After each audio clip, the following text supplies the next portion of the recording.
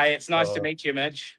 Yeah, it's good to be here, mate. So, you've been doing a phenomenal job for a long time in the industry, and I'm really excited to be able to sit down and dive into a couple of really key pieces that I think will be useful for a lot of agents and possibly people not even in the industry. Yeah. But where I'd like to start is how you got into real estate, and Sure. I guess maybe those early years. And were you someone that hit the ground running, or was it like chaos and it was a slow start? I'd really love to dive into the background first. Sure. I recently did a yak like this actually, so it's pretty straightforward, really, Mitch. I was a bit of a weird child. I always picked up the property magazines and things like that when we would go to the dairy and buy a 50-cent mix, and I'd always grab one of those. And my parents sort of always wondered, "Oh, why is he doing that?" But anyway, this is possibly the reason. And in short, I was working at a local supermarket at the age of 21, just mucking around really, and didn't really know what I was up to be honest. And I just used to give them all. I was talking to people as they came in through the checkouts and that sort of thing. And the lady who owned Remax in town here said to me, "Have you ever thought about selling real estate?" And I sort of thought, "Well, no, and or maybe, and how do I do it?" And she said, "Well, I'd love to catch up with you." So we caught up, and 14 years later, the rest is history, And yeah, whether I could did a good job packing her bags or talk to her nicely, it was just that, yeah, she saw an opportunity there in myself, and away I went. So yeah, I was very young when I started in the industry. I mean, typically nowadays it's a bit more common, but you've got to remember at 2012 when I started, it wasn't so much, you dealt with a lot of part-time agents, I guess, ones that had decided, oh, look, I'm at that stage of my life where I just want to give something a go. So it was a career for sure for a lot, but not a lot of young people were starting. So I sort of came in and redefined what it could be, I guess, or I felt like I had an impact on that, in particular through social media, which was only really, it was there, well and truly, but in terms of marketing aspect, it was just learning, So I really scraped in on that and utilized that to I guess catapult me through my first years. It's interesting you say that. I actually just had a episode recorded yesterday with Campbell Gill from Bailey's in Marlborough. Right. And he started in the industry when he was 18, and we had the conversation where, real estate, specifically in New Zealand, it's typically a second career. People have gone and been a teacher for 20 years, or they've been in another industry, they've been successful, and at the age of 35, 40, 50 sometimes, it's that second stage of their life. Yeah. Were you someone that didn't necessarily take your age is a good thing or a bad thing, and you just got on with it? Or did you find some challenges when you were younger, people not taking you, I guess, so seriously, so to speak? Yeah. Naturally, it scared the shit out of me, okay? But I fast had to learn how to deal with that, because going into somebody's relatively large asset in their life, or sometimes the largest asset, you had to portray that confidence, portray that, and I had to learn how to deal with being in the industry only a quick minute, and then I'm in these positions. So it was something that I utilized with the power of my office behind me, I guess, and by taking, I'd take my sales manager with me a couple of times and that sort of thing. But ultimately, it was just getting on with it and just flying by my seat, I suppose, and making it work. But I had the joys of growing up, obviously, as a millennial, and I know how to drink pretty well. So whenever I was at mates' parties and that sort of thing, I was always talking to mum in the kitchen as well. So I guess that certainly helped. And it was just that relatable aspect of being able to get in and talk to the golden oldies, even that I dealt with at the supermarket. I listed and sold a few of their homes in my first year as well, because they felt like they already knew me. And I guess if we try to look through the last 14 years and find maybe some inflection points, you're doing plus 100 sales, consistently for the last couple of years. To get to that level, was there some roller coaster years where you went up and down, or has it been relatively a straightforward trajectory and you've been able to take this new level of, business opportunity and kind of level up each year? Or did you go through stages where you added 10 or 15 listings and then the next year you kind of faded away and you had to learn some lessons? What's the 14-year journey look like to now? Straightforward trajectory is not in the vocab. You're in it too. Look, the first 5 years, mate, were just, I think I sold 12 in my first year, which at that point in time in the marketplace was pretty okay. It wasn't until I was in about my 7th or 8th, no, it would have been about my 7th year, I guess. I then became number 1 in New Zealand for Remax, which was a network of about 200 people. That was a really, really cool part of my career, because I was like, shit, I am doing something right. But ultimately, Mitch, I still live by it today. And it's Steve Jobs' quote: you can't look at the competition and say you're going to do it better. You got to look at the competition and say you're going to do it differently. And for me, that was being myself, and doing things differently. I brought a smart car at 5 years in, wrapped it, and if somebody can't remember a big fat man in a little car, there's something wrong with them.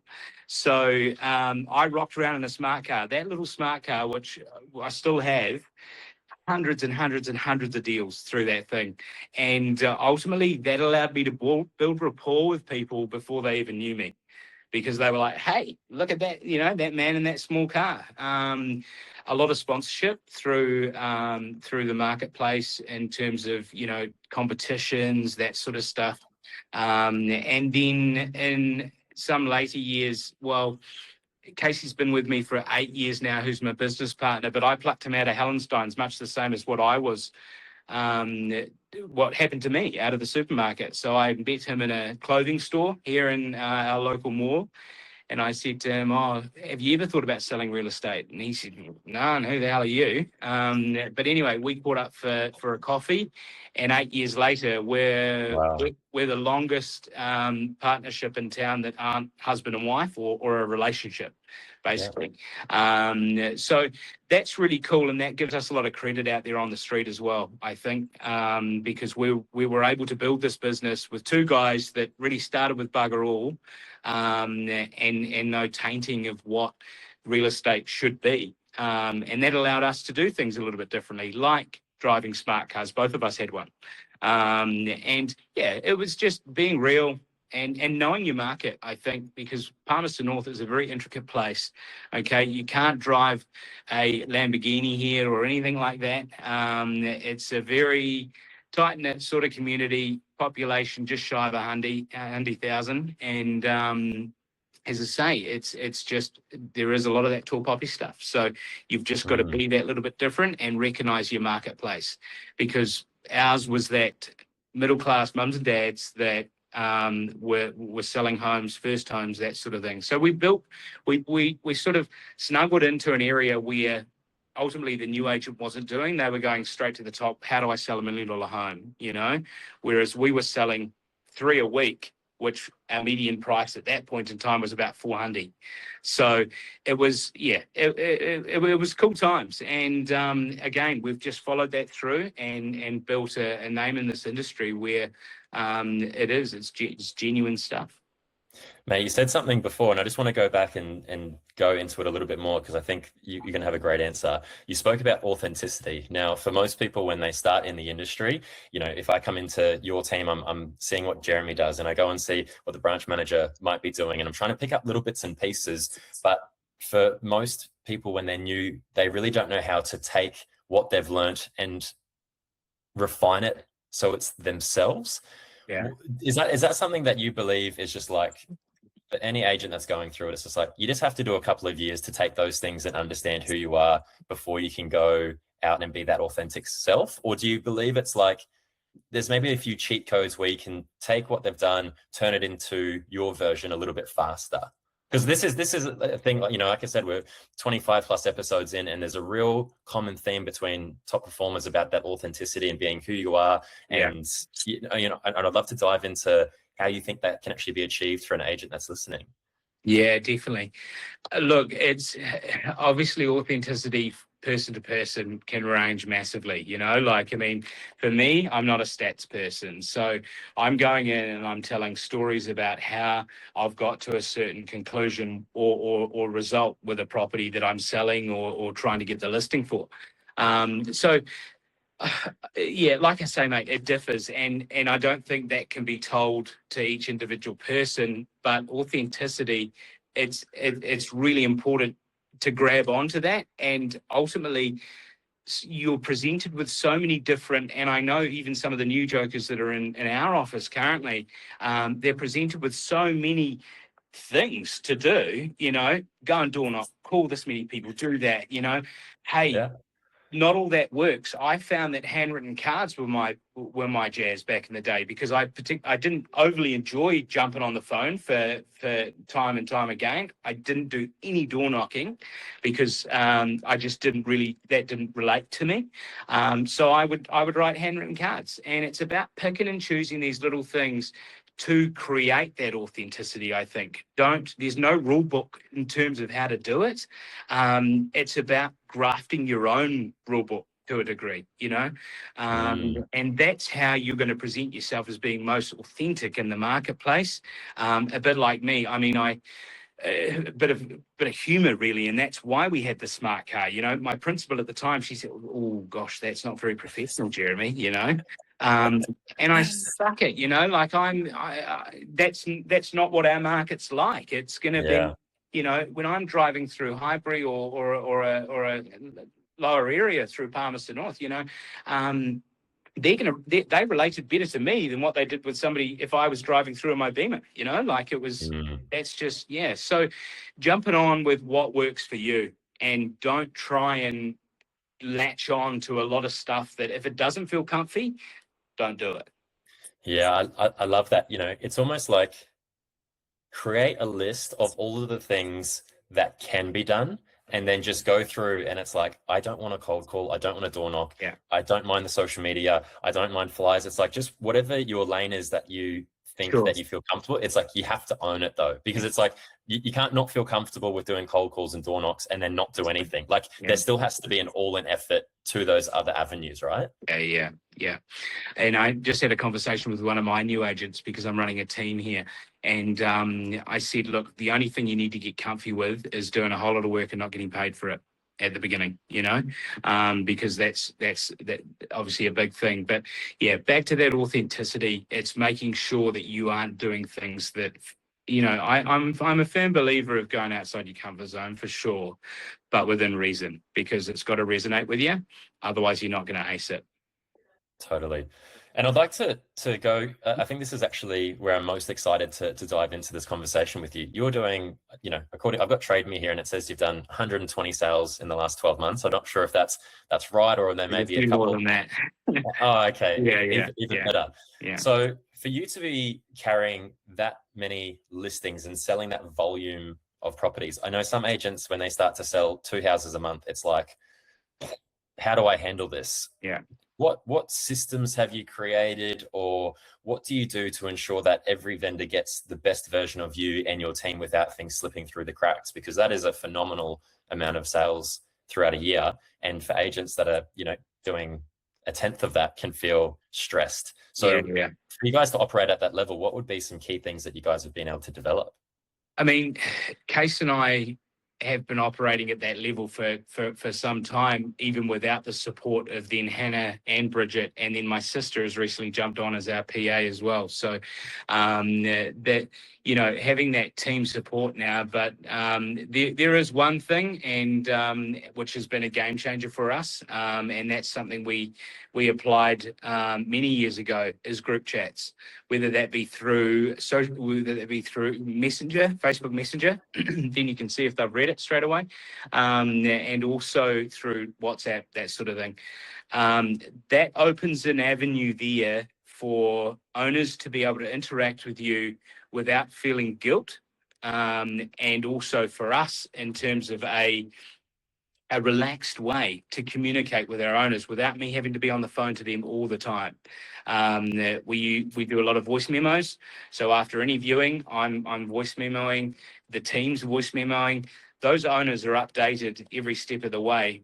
That's, I guess, in terms of how our communication shines above the rest. I don't really want to give away too many secrets here, Mitch, but it's that has been a game changer. And if you're not doing that, then you know what really are you doing? Owners are busy as well, so they don't want to be talking to you on the telephone all the time unless they want to. But yes, our systems wise, again, it's reinvented because a lot of the stuff that we were presented with, and again, there's no blueprint to running a team. So a lot of it is stuff that we've implemented outside of even our CRM. Okay. So, i.e. Dropbox, docs, all of that sort of stuff, everything's with us on the road. And